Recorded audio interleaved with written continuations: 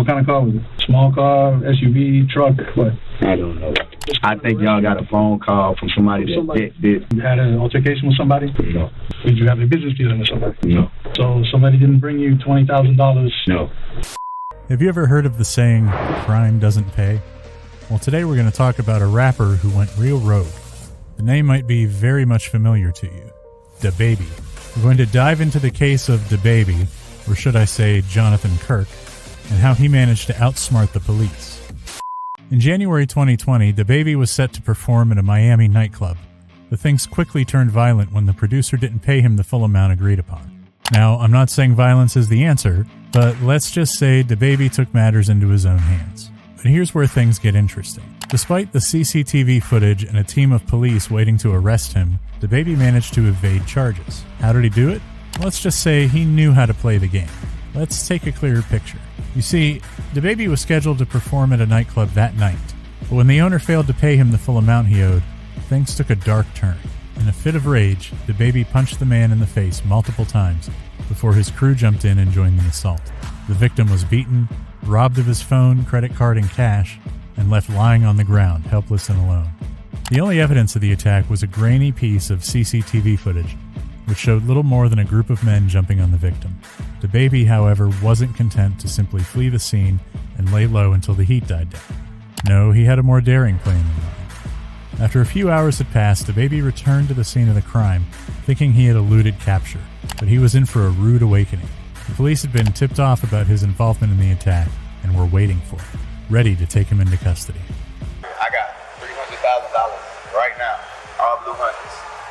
I'm not robbing nobody. Despite the overwhelming evidence against him, DaBaby remained defiant, choosing to waive his right to a lawyer and remain silent. He carefully crafted a story about how his manager had been negotiating with an event promoter about playing at a different nightclub, but the money they were offering was stolen, and the promoter was acting strange during the deal. It was a flimsy story, to be sure, but with no clear witnesses and only blurry footage to go on, it might have been enough to get DaBaby off the hook. However, as the investigation continued, it became clear that there was more to the story than what met the eye. And yet, despite all the evidence against him, DaBaby continued to maintain his innocence. He swore up and down that he had nothing to do with the attack, that he was a victim of circumstance caught up in a web of lies and deceit. The only evidence of the crime was a piece of obscured CCTV footage, which did very little to help the police identify the assailants. And like we said in the beginning, Kirk was no fool. He knew that he had to be careful with his words if he wanted to come out of this situation unscathed. And that's just what he did during the interrogation. He said calmly that he had nothing to do with what happened outside, and that his manager was talking with an event promoter about playing a nightclub called Cafe Iguana Pines. The money they were offering was stolen, and the promoter was acting strange during the deal. That's the reason he left without an argument. Quite convincing, huh? I mean, think about it. At first glance, it may seem like DaBaby was simply flexing his rapper money, but his argument made sense. Why would he need to commit a crime for $80 and an iPhone when he can make random $30,000 deals on a weekday and pay for hundreds of thousands of people per month? Doesn't make sense, right? And just like that, the detectives weren't convinced. They needed to extract more information from DaBaby to piece together his day and force him into a confession. And so the game began. DaBaby carefully chose his words, never using aggressive language, never admitting to anything. But the detectives were relentless, never giving up on their quest for the truth. What's your full name?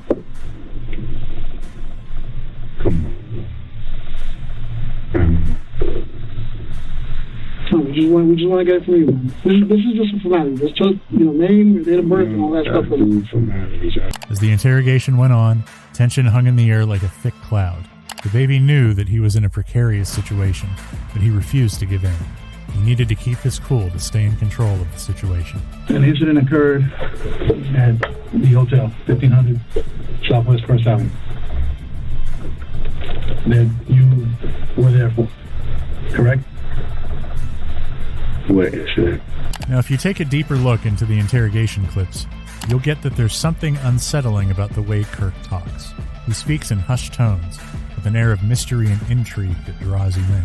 He's being questioned about a robbery, but he's not giving much away.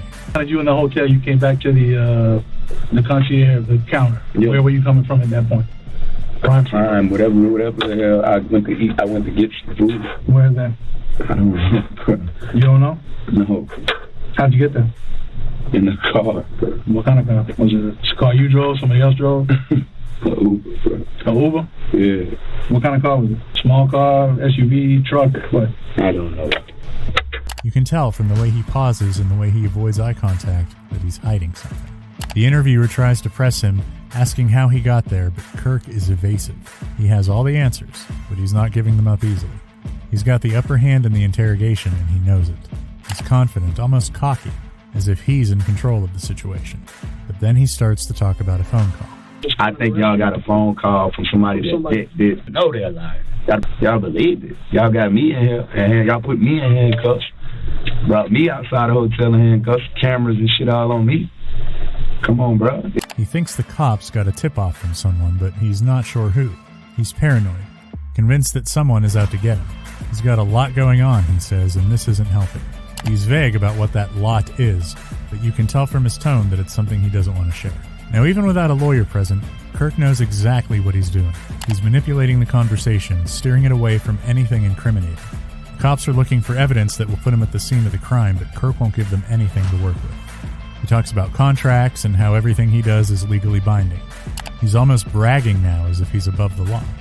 He denies any wrongdoing, saying there was no fight or scuffle, nothing that could have gone wrong. You had an altercation with somebody?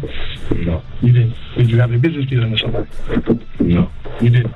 No. So somebody didn't bring you $20,000 in front of the hotel in your SUV? No. He's so sure of himself, so confident in his own innocence, it's almost eerie. As the video goes on, you start to feel a sense of unease. Kirk's voice is hypnotic, drawing you in with its dark, mysterious tone. You want to know more to understand what's really going on. The more he talks, the more you realize that you may never truly know the whole story. Now, as the interrogation went on, the detectives were baffled and frustrated, and you could say they were even a little impressed. This guy never really cared, but they know they have to keep trying. They've been in this game long enough to know that sometimes all it takes is a little time alone to build up anxiety and make a suspect crack. But Kirk doesn't crack. He calmly explained that he was dealing with a bad business from the start and that the event was already in deep water. The person who booked him needed him to cover his mistake and pay him to come to do a walkthrough. Kirk advises the police to check the cameras and follow up on his story. The detectives have come to realize they're not getting anywhere with Kirk, so they leave the room to plan their next move. And it's during this time that things take a turn for the strange. Now, the next time a detective returns, it's not to question Kirk further, but to ask about the security of his belongings that were left in his hotel room.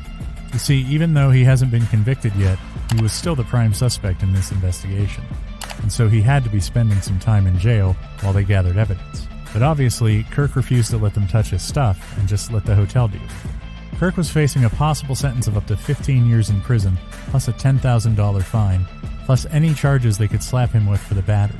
That's only if they could gather enough evidence, though. The evidence they absolutely were not getting from Kirk or the blocked security footage. That was the only evidence the crime even took place. So just after 48 hours in jail, the baby was released and sent on his way. Just 2 months later, all charges were dropped and he remained a free man. Wow.